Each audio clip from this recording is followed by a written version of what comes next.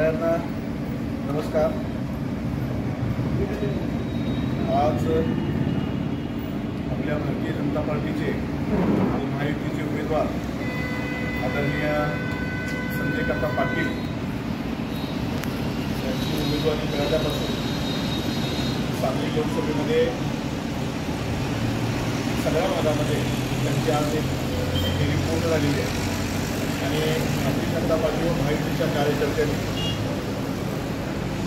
पहिला एक पॉम्पलेट प्रत्येकाच्या घरात पोस्ट करून झालेला आहे। परवाच काँग्रेसचे बंडखोर उमेदवार यांचा अर्ज भरण्यावेळी काही नगरसेवकांनी मिरज पॅटर्न म्हणून मिरजेमधील सगळे नगरसेवक आम्ही एकत्र येऊन अपक्षाचा प्रचार करणार आहे असे काही गोष्टी बोलल्या होत्या, पण तसं काही नसून आमचे भारतीय जनता पार्टीचे आणि महायुतीचे सगळे नगरसेवक आज आम्ही भारतीय जनता पार्टीचे नगरसेवक आठीच्या आठी आज आम्ही या ठिकाणी एकत्र आहोत।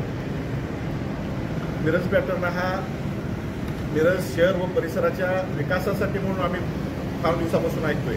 मिरज पॅटर्न हा मिरजचा विकास कसा व्हावा यासाठी सगळेजण एकत्र येतात आणि जास्तीत जास्त मिरजेसाठी म्हणून निधी त्या ठिकाणी खेचून आणतात आणि त्यासाठी हा मिरज पॅटर्न सगळीकडं प्रसिद्ध आहे आणि त्यामुळं मिरज पॅटर्न म्हणून कुणीतरी सांगायचं आणि सगळे नगरसेवक आम्ही एकत्र आहोत आणि अपक्षाचा प्रचार करतोय असं कधी होत नाही। आमचे सगळे नगरसेवक आज या ठिकाणी एकत्र आहेत। वास्तविक भाजपाचे 8, आमचे महायुतीचे 3 आहेत, असे सगळे आम्ही एकत्र एकसंघपणे आमचे महायुतीचे जे उमेदवार आहेत संजय काका पाटील यांचा प्रचार करून त्यांना मताधिक्य होण्यासाठी आम्ही निश्चितपणे या ठिकाणी प्रयत्न करत आहोत। मागच्या वेळी काकांना जे लीड मिळालं होतं त्यापेक्षा जास्तीत जास्त लीड यावेळेला सांगली लोकसभेमधून कसं मिळेल यासाठी आमचे सगळे माहितीचे कार्यकर्ते, नगरसेवक, नेते सगळेजण या ठिकाणी प्रयत्न करत आहेत। आदरणीय आपले पालकमंत्री सुरेशभाऊ खाडे यांच्या माध्यमातून या ठिकाणी आणि संजय काका खासदार संजय काका पाटील यांच्या माध्यमातून मिरज शहर व परिसरामध्ये, विधानसभेमध्ये आणि लोकसभा क्षेत्रामध्ये प्रचंड कामं झालेली आहेत आणि ही कामं घेऊनच विकासाची आम्ही या ठिकाणी मिरज विधानसभेमधून आणि सगळे नगरसेवक, सगळे कार्यकर्ते, आमचे आदरणीय पालकमंत्री हे सगळेजण आम्ही आदरणीय संजय काकांना या ठिकाणी निश्चितपणे मताधिक्य देणार आहोत।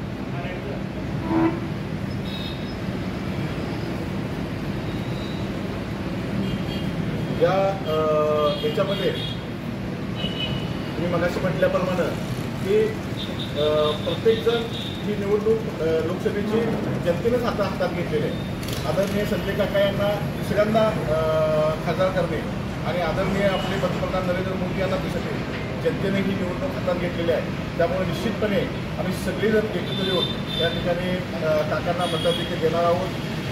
काही नगरसेवकांमध्ये काही फाटाफूट झालेली नाही। जे नगरसेवक आमचे पूर्वी होते 2 नगरसेवक अगोदरच महापौरच्या वेळेला फुटून गेलेले आहेत, त्यामुळे त्यांचा काही विषय येत नाही आणि आत्ता हे 2 नगरसेवक गेलेले आहेत तर त्याच्यामुळे फार काय फरक पडणार नाही, कारण जनता ही भाजपाबरोबर आहे।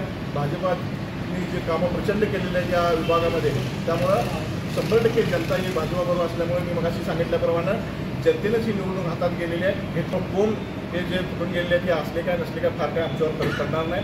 त्यामुळे मी या ठिकाणी आपल्याला सांगू इच्छितो की आम्ही सगळेजण मिळून महायुतीचे सगळे कार्यकर्ते, नेते हे सगळेजण मिळून आम्ही काकांना प्रचंड असं मताधिक्य देणार आहोत। हेच या सांगण्यासाठी आपण बोलवलं होतं। आपल्याला त्या प्रश्न विचारायचं जे मताधिक्य किंवा माझी